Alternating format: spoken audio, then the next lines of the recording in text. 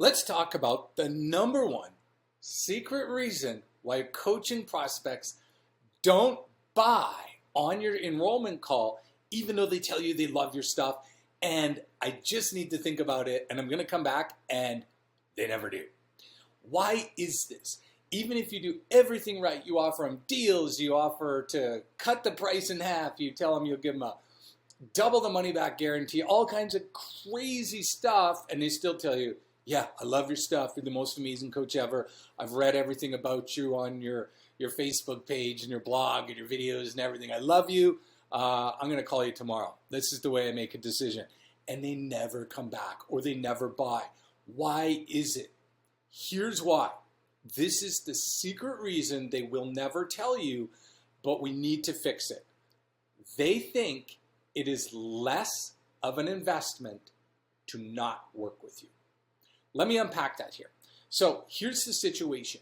When somebody comes on a call with you in order to talk about your coaching program, what they're subconsciously doing without you do it, I do it, we all do it, they're doing it too, is when they get to the end of that call and you tell them the investment, which let's say hypothetically for this example, it's 10K, okay? You say, Mr. and Mrs. Coaching Prospect, the investment is $10,000. One of two things is going to happen, okay? Their subconscious brain goes, wow, that's a lot of money. I don't think I want to do that. Or, wow, okay, that's a big investment, but boy, it's a lot less of an investment than me leaving this call and facing the pain and problem that I actually want to fix, that I came on this call to fix. Those are the two reasons. Sure, there's tactical reasons and coaching programs and this and that and the other thing and your calls and how amazing you are and all that kind of stuff. But at the end of the day, those two conversations are going to happen in their head, okay? Either they don't think they're going to get at least $10,000 worth of value out of it, or they believe that working with you is less of an investment than the $10,000 they're making, or the pain they're in is way higher. How do we fix this? Because this is the bottom line, okay? You will hear people on your enrollment call say things like, boy, I really love your stuff. I really want to do this, but I had no idea it was going to be that big of an investment. That's not something I can do right now. What they're telling you is they're translating from their subconscious brain saying, that's a lot of money. I don't think my problem is big enough for me to want to invest that kind of money. So thank you, but I'm going to go now. And I've seen this in my early days where people would tell me, Jason, I don't have that kind of money. I appreciate it. This was a great call, but I just don't have that kind of money. And then I'd see on Facebook the next week they're on a European vacation. So why would they have money for a European vacation and not money for coaching? It's because they didn't see it as a big enough problem. So how do we fix this? There's three things we need to do to fix this, because here's how most coaches fix it. They do a couple different things. The first thing they do is they will play objection whack-a-mole with the person until they just get exhausted and leave the call. So they'll be like, well, I can do this, and you told me this, and they'll start just kind of like back and forth, kind of ping-ponging back and forth, objection then, and that's not doing any good, okay? Obviously, there's going to be a place where you're going to have to answer their questions, but when it turns into this crazy, almost sleazy type of old school arm wrestling them to buy, you've already lost. They're not buying. They're not, okay? Or the second thing coaches do is they believe that the people are actually going to come back, okay? They will say, all right, I need to think about this. I don't make decisions like this. This is a big decision. As you can imagine, me and my spouse have a rule, which they don't, that we don't make these kind of decisions on calls, so on and so forth. And all they're doing is they're being polite to get off the phone, and they're just blaming it on their spouse or partner or whatever rule they just made up so they can get off the call without making themselves look bad, okay? It's human nature. We all do it. It's whatever. It happens in various situations. You might be looking at some nice luxury home that you're not going to buy. It's just you're bored, so you went through an open house and you tell the person, yeah, we're not going to buy right away, but we'll get back to you type thing, right? Just being polite, okay? So how do you fix all this? By fixing the secret reason. Here's what you need to do to make happen. There's three things you're going to have to do, okay? These aren't hard, but you have to do them. The first one is this. You have to focus on helping them understand the cost of their problem, not the opportunity. Okay, here's what most coaches are doing. They're getting on the call, and let's say it's a mind or health coach or something like that, and the person's just really struggling. They're constantly up and down 20, 30, 40 pounds and all that kind of stuff.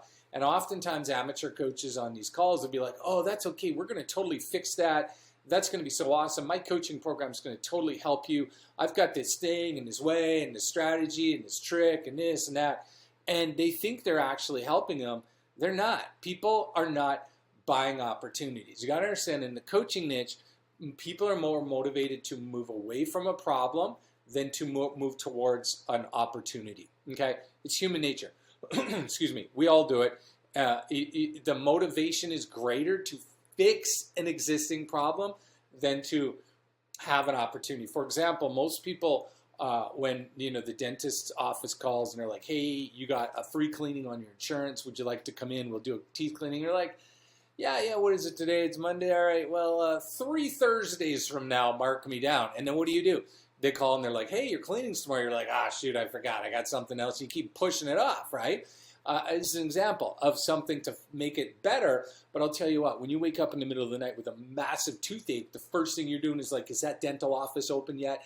I thought they open at 8. They only open at 8:30. I got to fix this. You're eating, painkillers trying to fix it. And then what happens is you're like, the minute they open, they're like, can you guys get me in? I have a toothache, right? So you're more motivated to get out of pain than you are to make something even better. Okay, it's human nature. We all do it. It's happening on your enrollment calls with your coaching prospects, and you need to understand this.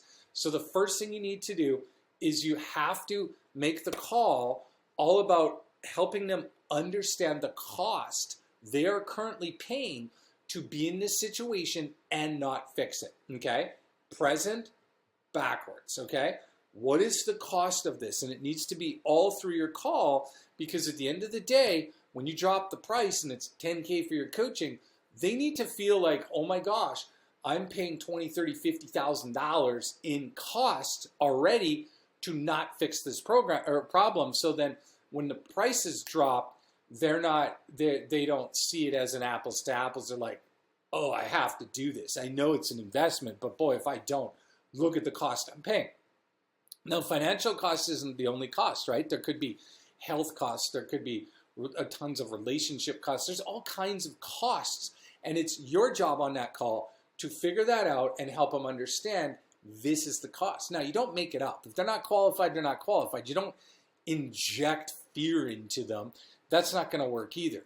That's a qualification issue. Are you getting qualified people on your calls? And that's for another video. So the first thing is you have to help them understand the cost and make sure the cost is at least 3, 4, 5 times greater than the price of your investment. Okay? The second thing that you need to help them do is you need to help show them why staying where they are is actually going to cost more than working with you. Sort of ties into number 2, but it's a little deeper of like, look, if here's the cost you've already paid and that you're currently paying, and here's why staying where you are is going to cost you even more. Okay, so you have to show them that what's going to happen if they keep on in this track of not taking care of their health, their mindset issues, their business stuff, all that kind of stuff. Here's what's going to happen if we don't fix this. Okay, excuse me. And you really got to dial that in, because again, remember, everything is now anchored on that price, and so they're trying to decide, is this investment less of an investment than I'm paying? Now, the third thing you need to do is the most important. Coaches screw it up all the time. I hear it on sales calls from coaches all the time. It's the number one mistake. It's the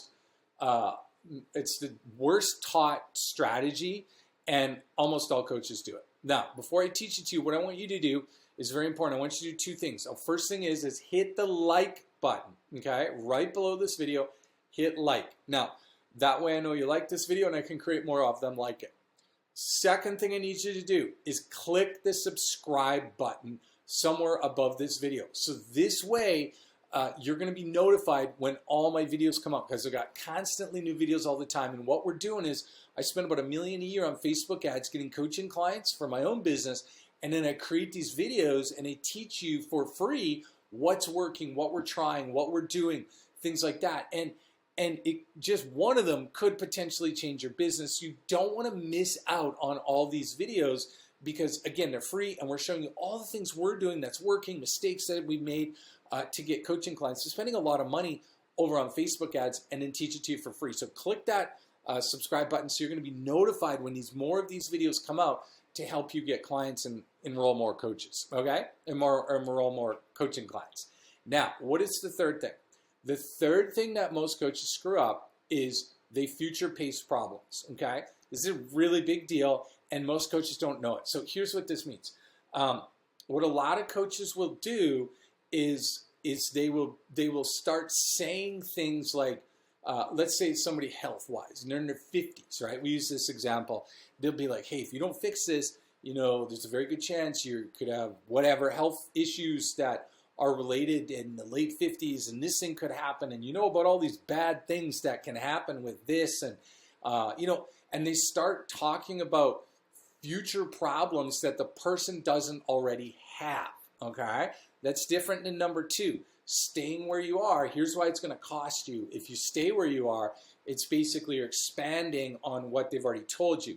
But future pacing problems doesn't work, because when you future pace a problem, you're basically like if you have kids, telling them why you can't eat chocolate bars 3 times a day and it's going to make you completely unhealthy. They're like, oh yeah, okay, all right. And then they wait till you leave and they go get another chocolate bar. They're not feeling that, okay? So they're not in that place of pain.